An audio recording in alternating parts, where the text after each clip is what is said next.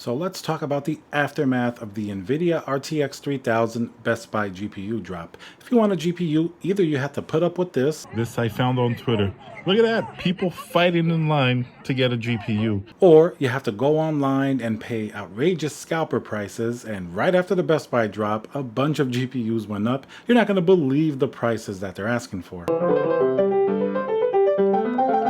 Hey guys, Tiago here with Classical Technology. Remember to smash that like button and subscribe. They say every time you do, you avoid one fist fight at Best Buy. Alright, so that Best Buy drop was last week. I mean, nothing too crazy. Each store got a bunch of GPUs like usual. The interesting thing was just the chaos that surrounded these drops. Of course, there were a lot of fights throughout many different stores, fist fights and people arguing, mainly revolving around people just cutting in line and holding chairs to try to hold their spots. So the interesting thing now is what happened after that Best Buy drop. If those were all gamers like we would want to believe, I know that's not the case, we would never see those GPUs again probably, because they would be in the gamer's rig playing games and doing whatever it has to do. Likewise, if they were a lot of crypto miners, we would definitely not see those GPUs unless, of course, crypto crashed again. We would see those, or at least they would be in the rigs of those miners, and we would not see them again. But as a lot of the people in line were what we like to affectionately call our friendly neighborhood scalper, these GPUs really showed up online en masse. A lot of them have basically, you could say, flooded the market. You can check eBay, go yourself and check, look at recent listings for Founder Edition GPUs. That seemed to be the majority that were sold at Best Buy, although keep in mind other GPUs were sold as well. So Founder Edition GPUs sold at Best Buy. You look on eBay, not only are you going to see a lot of them, the way that you know that they were just recently bought, most people even have Best Buy pictures in the listings themselves. And a lot of people even have the receipt showing the date of the drop, as well as showing the GPU being bought at Best Buy. So they're certainly not trying to hide anything at all at this point. So let's take a look at what happens to a Best Buy drop GPU after it enters the wild. This first one, you can see the person literally is holding up the 3070 Ti right in front of Best Buy. You can see that the Best Buy logo is in the background for the actual store, and 3070 Ti Founders Edition, they're asking $1,300 or best offer. As you guys know, the original MSRP for this GPU should be a much cheaper $599. So that's more than twice the MSRP. Twice would be $1,200, which is already pretty outrageous. So that's a huge markup of $700 for the 3070 Ti. Keep in mind that this is also going to be light hash rate, therefore minimizing its future value in the resale market, because don't forget, it's not just gamers buying these GPUs, crypto miners are buying them as well, and they're going to want to avoid most of these LHR GPUs, and they're going to give preference to the non-LHR GPUs. Of course, they'll still buy these. There are workarounds and ways around it, but generally it's much easier to just have one of the older GPUs without these limitations where you have to really mess with the settings and things like that. So as we can see here, 3070 Ti immediately goes up on eBay for twice the price. Now, as we go through the list, you'll see a lot of 3070 Ti's. I think for some reason this seemed to be a very popular GPU. I mean, it kind of hits that sweet spot between the 3070 and the 3080, and of course they're not all going to be $1,300 and above. This one, the person's asking just $1,199, so that's only exactly twice the amount of the MSRP or the price of a previous 2080 Ti. I guess if you look at it that way, the 2080 Ti was the flagship GPU last generation at $1,200, and we all know a 3070 Ti will outperform that 2080 Ti, so I guess it's not the end of the world. But for something that should have been $599 or at worst $700 or $800 maybe with a really beefy third-party GPU like Asus or something like that, but to see it literally at twice the MSRP, that shows you how far off Nvidia and AMD and all the other different companies are from their manufacturing and actually delivering goals to the consumer. Because if things can sell for twice the price, it means that the demand is really high compared to what's out there. Of course, we know that already, but if it was only a few bucks over, like 100 or 200, you could say, all right, it's going to catch up eventually without having to wait for a big event like a crypto crash or something like that. But at twice the MSRP, Nvidia is looking at this and they're saying, we're never going to charge low for these GPUs again. They're going to start next generation considerably higher. I really think so, because they saw that the demand completely outstripped any type of supply.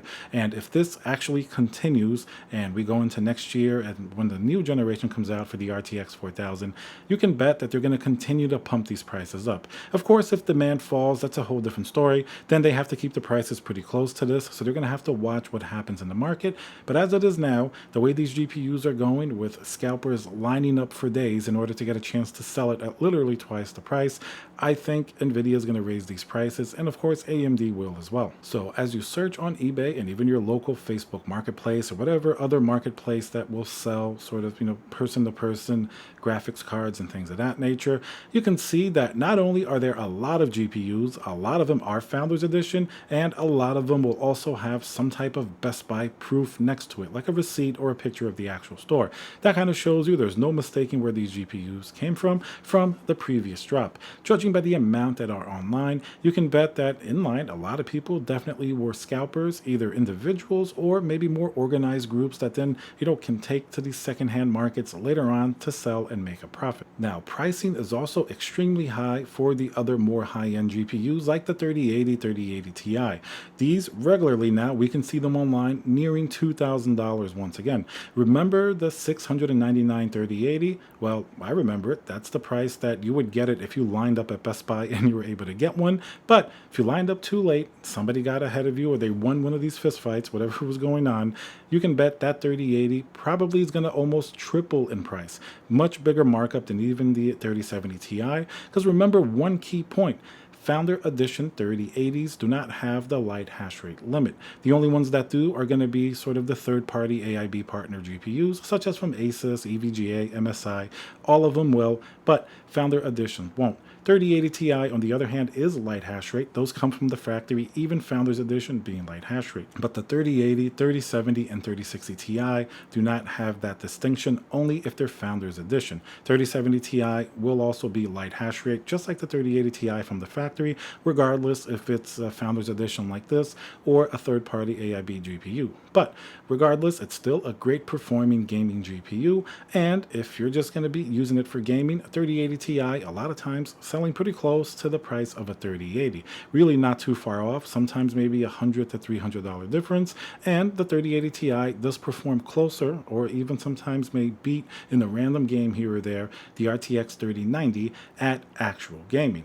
Now, the RTX 3090, being expensive as it is, doesn't demand quite the same multiple of premium for a scalper. For example, a $1499 RTX 3090 typically will end up in the low to mid 2000s, as opposed to something like the 3080, which goes for over twice its value, sometimes at least 2.5 to 3 times its value in some cases. And as we saw earlier, the 3070 Ti going for exactly or a little more than twice its MSRP value. Now, another thing to remember is that these Founder Edition GPUs are being sold at last year's original MSRP. You see there's no markup here from Nvidia. They've kept those prices the same, as opposed to the third-party AIB partners. If you had bought, for example, an Asus 3080, you can bet that was going to be well over $1,000, even MSRP, before Scalper gets his hand on it. But Founder Edition 3080, still smack dab $699. Nvidia kept that original price. So that's why people were really sort of clamoring to line up and get these GPUs,